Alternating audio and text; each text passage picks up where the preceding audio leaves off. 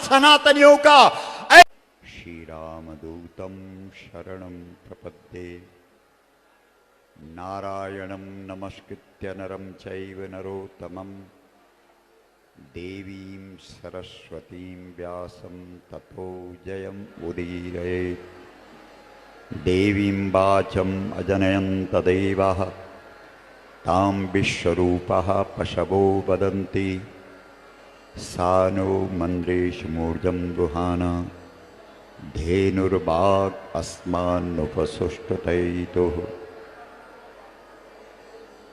बोलिए बालाजी महाराज की, गौ माता की, गंगा मैया की, यमुना मैया की, बद्री विशाल भगवान की, काशी विश्वनाथ की, सद्गुरुदेव भगवान की, हनुमान जी महाराज की, सनातन धर्म की, सत्य परंपरा की, सनातन संस्कृति की। ओम नमः पार्वती पतये, हर हर महादेव। माँ, सभी लोग हाथ खड़ा करके माँ बोलेंगे तो अच्छा लगेगा, क्योंकि गौ माता के मुख से यही शब्द निकलता है। और जो आदि कवि हुए हैं श्री वाल्मीकि जी महाराज, उनके मुख से जो पहला श्लोक निकला है, उस पहले श्लोक का जो पहला शब्द है वो भी माँ है। इसलिए सब हाथ खड़ा करके बोलेंगे। बड़े अच्छे हैं आप, जरा हाथ खड़ा करके फिर से बोलिए माँ।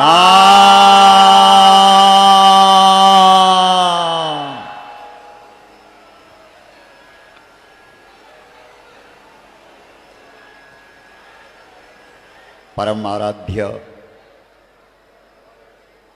बागेश्वर धाम बालाजी महाराज के चरणों में प्रणाम करते हुए, यहाँ व्यासपीठ पर विराजमान परम पूज्य मलुक पीठाधीश्वर स्वामी राजेंद्र दास जी महाराज और इस कथा के, इस कार्यक्रम के जो आयोजक हैं, हमारे आज हर सनातनी के हृदय में जिन्होंने अपना स्थान बना दिया है, ऐसे पूज्य श्रीमान धीरेन्द्र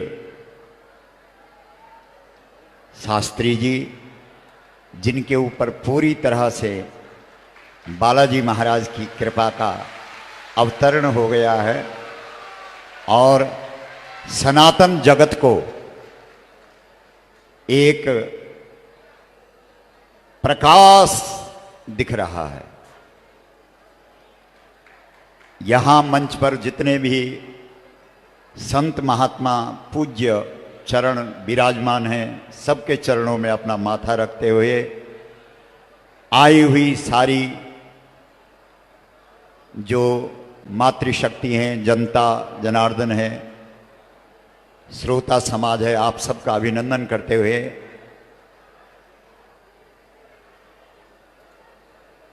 वास्तव में इतना बड़ा कार्य इस बागेश्वर धाम से इस देश को एक वास्तविक दिशा मिल रही है, तो हमने भी सोचा कि गौमुख से गंगा जी को लेकर के जाएं और बागेश्वर धाम में हनुमान जी महाराज का अभिषेक करें।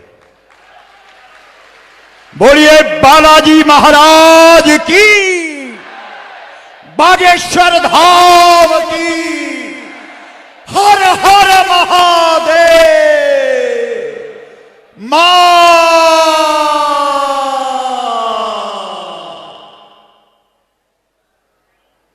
कथा तो महाराज जी श्रवण कराएंगे। अनंत कृपा बागेश्वर धाम वाले महाराज जी बरसा रहे हैं। बस थोड़ी सी दो बात आपके सामने रखना चाहता हूं।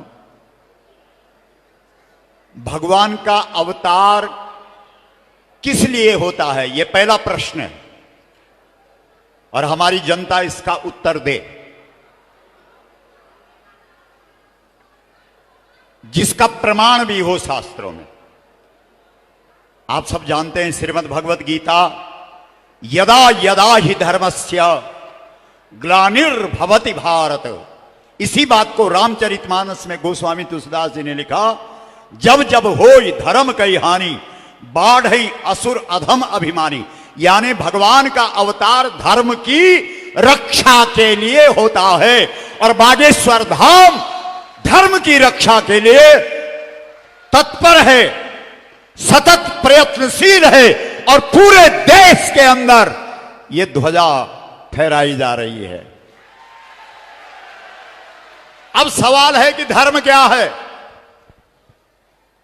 हमारे शास्त्रों ने, हमारे पुराणों ने, हमारे वेदों ने, हमारे उपनिषदों ने धर्म की अनेक व्याख्या की है, लेकिन सामान्यतया जो सामान्य व्यक्ति है वो कैसे समझे कि धर्म क्या है? तो जो भी सनातन में हम धार्मिक कार्य करते हैं उसे हम धर्म समझते हैं। जैसे पूजा कर रहे हैं, क्या है? धर्म है। पाठ कर रहे हैं, क्या है? धर्म है। यज्ञ कर रहे हैं, क्या है? धर्म है। जप कर रहे हैं, क्या कर रहा है? धार्मिक कृत्य कर रहा है। तीर्थ कर रहा है, व्रत कर रहा है, श्राद्ध कर रहा है, पिंड भर रहा है, योग कर रहा है, कथा सुन रहा है, सुना रहा है, कीर्तन कर रहा है, योग, जो भी हमारे यहां सत्कर्म है इनको हमने धर्म कहा है। और जितने भी तुम्हारे सनातन धर्म में पूजा पाठ, जप तप, यज्ञ, दान, तीर्थ, व्रत, श्राद्ध, पिंड, तर्पण, कथा, कीर्तन, योग, इन सब में गाय की नितांत अनिवार्यता है। कोई भी सत्कर्म इस देश के अंदर हम सनातनियों का ऐसा नहीं है जिसमें गौ माता की आवश्यकता ना हो। हमारे बालाजी महाराज, बागेश्वर धाम सरकार सबको हनुमान चालीसा की ओर प्रेरित कर रहे हैं। हनुमान जी महाराज की चर्चा कर करके इस देश के सोए हुए लोगों को जगा रहे हैं। लेकिन आप कहेंगे महाराज हनुमान चालीसा में भी क्या गाय की जरूरत है? हां है। आप सवाल करो कहां लिखा है कि हनुमान चालीसा पढ़ने में भी गाय की जरूरत है? हनुमान चालीसा में ही इस बात का उल्लेख है कि हनुमान चालीसा तभी सिद्ध होगी जब गाय सामने होगी। आप कहेंगे महाराज हम तो जीवन बीत गया हनुमान चालीसा पढ़ते पढ़ते, अभी तक तो हमने पढ़ा नहीं, कहां लिखा है? तो आप सब जानते हैं, बोलो जो, बोलो जोर से बोलो जो यह पढ़ाई हनुमान चालीसा होय सिद्धि साखी गौ। बाकी तो पाद पूर्ति है, छंद पूर्ति है। साखी, साखी शब्द से किमर्थम वर्तते? साक्षी, गवाह, संपूर्ण सत्कर्मों की जो गवाह है वो गाय है। पूजा पाठ, जप तप, यज्ञ, दान, तीर्थ, व्रत, श्राद्ध, पिंड, तर्पण, कथा, कीर्तन, योग, सबका साक्षी गाय है, गाय है। इतना हनुमान चालीसा इस देश के अंदर बागेश्वर धाम सरकार की हनुमान चालीसा ने आज देश के अंदर रंग ला दिया, क्योंकि बागेश्वर धाम की जो नींव है वो गौ माता की प्रतिष्ठा पे आधारित है। इसलिए सज्जनों, इसका मतलब है सभी धार्मिक कार्यों में किसकी जरूरत है? जल्दी बोलो।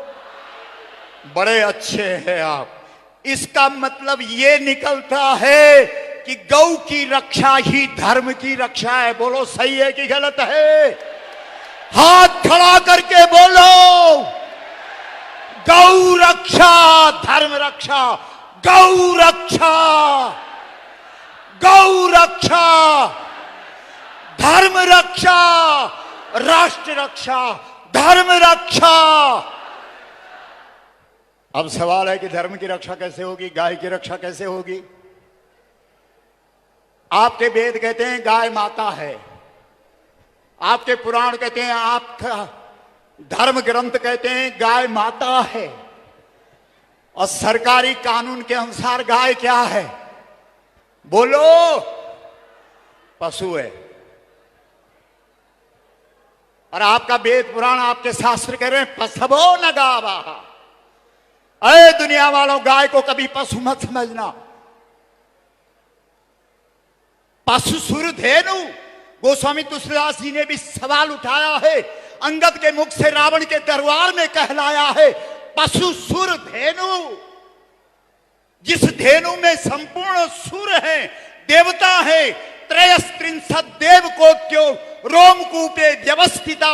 जिस गाय में 33 करोड़ देवता अवस्थित है, क्या वो पशु है? नहीं है। हाथ हिला के बोलो। रावण ब्राह्मण के घर पैदा हुआ, सब कुछ ठीक है, लेकिन भूल तुझसे ये हो गई कि तूने गाय को पशु समझ लिया, राम को मनुष्य समझ लिया, और गंगा जी को नदी समझ लिया। ये उस प्रसंग में है सारा। इसका मतलब है गौ रक्षा के लिए सबसे पहले गाय को पशु के दर्जे से हटाकर उसको कौन सा स्थान प्रतिष्ठा दिलानी पड़ेगी? जोर से बोलो। गाय हमारी, जरा जोर से बोलो। गाय हमारी, गाय हमारी, जन्म जन्म का, गाय हमारी मां।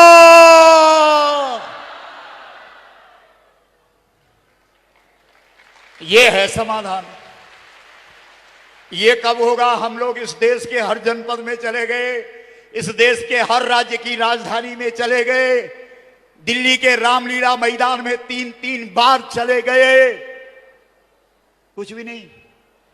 क्योंकि ये मुद्दा 100 करोड़ हिंदुओं का है। 100 करोड़ में अगर 1 करोड़ खड़े नहीं हुए तो सरकार कहेगी ये लोग ऐसे ही हैं। इसलिए सज्जनों, माता बहनों, यहां हनुमान जी की चर्चा चल रही है। हनुमान जी महाराज जब लंका में विभीषण के घर में गए, विभीषण ने कहा इतना जप करता हूं, इतना तप करता हूं, इतना यज्ञ करता हूं, इतना दान करता हूं, इतना तीर्थ करता हूं, इतना व्रत करता हूं, इतना श्राद्ध करता हूं, सब कुछ करता हूं, कथा कीर्तन योग सब कुछ करता हूं, फिर भी मुझे अभी तक सपने में भी राम के दर्शन नहीं हुए। हनुमान, कारण क्या है? बालाजी बताओ, कारण क्या है? हनुमान जी ने कहा विभीषण नाराज मत होना, बता दूं? बोला बता दो। बोला तू पूजा करता है, पाठ करता है, जप करता है, तप करता है, यज्ञ करता है, दान करता है, तीर्थ करता है, व्रत करता है, श्राद्ध करता है, पिंड भरता है, सब कुछ करता है, कथा करता है, कीर्तन करता है, योग करता है, लेकिन तेरी नगरी के किनारे पर अशोक पेड़ के नीचे धरती की बेटी जो साक्षात पृथ्वी गौ बन करके खड़ी हुई है, जिसे लोग सीता कहते हैं, बोल उस सीता के लिए, उस गाय के लिए तूने क्या किया? विभीषण चुप हो गए। बोला उसके लिए तो कुछ भी नहीं किया। बोला तब तक राम नहीं मिलता, जो मर्जी कर। भाई जब तक तुम गाय के लिए कुछ नहीं करोगे, कैसे तुम्हारा जब तक पूजा पाठ सफल होगा? विभीषण ने कान पकड़े, मुझे क्या करना चाहिए? बोला गाय का पक्ष ले, और खड़ा हो जा गाय के लिए। और जैसे ही हनुमान जी की शिक्षा विभीषण को मिली, विभीषण ने अपनी माला धरती पर रखी, कहा अभी जाता हूं सीता जी का पक्षधर, गाय का पक्षधर बन करके आज ही गाय का पक्ष लेता हूं, सीता का पक्ष लेता हूं। और हनुमान के कहने से विभीषण जैसे ही रावण के दरबार में गए, किसका पक्ष लिया? जल्दी बोलो। सीता का। और सीता कौन है? सीता किसी मां के पेट से पैदा नहीं हुई है, सीता धरती से प्रकट हुई है। और तुम्हारे शास्त्र कहते हैं जब जब गौ माता प्रकट हुई, जब जब धरती माता ने अपना अवतार लिया तो वो गौ के रूप में प्रकट हुई। इसलिए सीता साक्षात गौ है। और उस गौ के समर्थन में विभीषण जैसे ही खड़ा हुआ, रावण ने विभीषण को लात मार दी। लेकिन विभीषण का जो जन्म जन्म का जो उसकी इच्छा थी, जो उसको अपेक्षा थी, आज पूरी हो गई।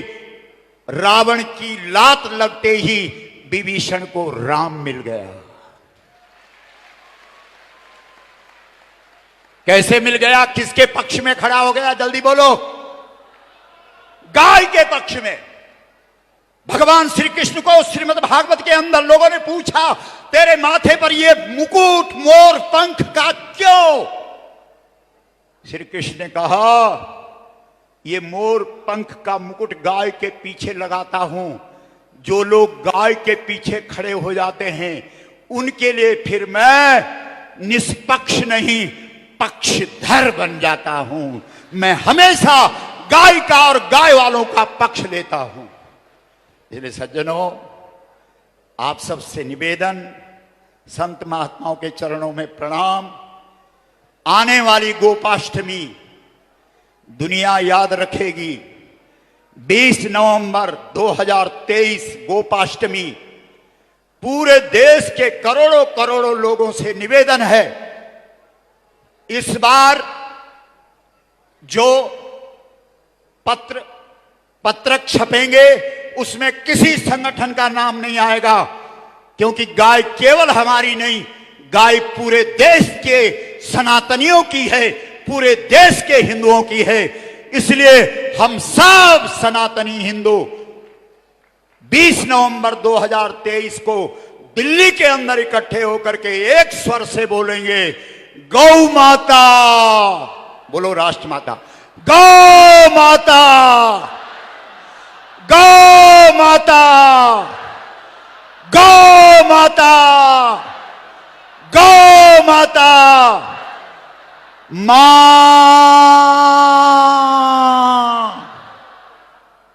इसलिए हमारे 5 सूत्र हैं। मां शब्द का सुमिरन इस देश का हर व्यक्ति करे।